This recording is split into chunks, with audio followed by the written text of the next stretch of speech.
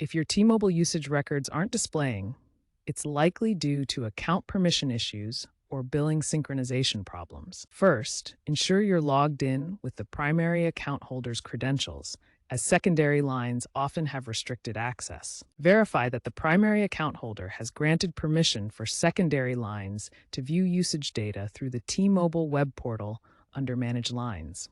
A delay in billing data syncing can also cause this. Try logging out and back into the My T-Mobile app, or force refresh the billing section. Server-side issues on T-Mobile's end, though less common, can also temporarily prevent access to usage records. In 2025, approximately 15% of users experience app-based issues. To fix this, start by clearing the My T-Mobile app's cache and ensuring it's updated to the latest version 7.8.0 or newer for enhanced data sync. Check your device's OS compatibility, such as Android 10 Plus or iOS 14 Plus. Disable any VPNs or ad blockers that might interfere with data loading.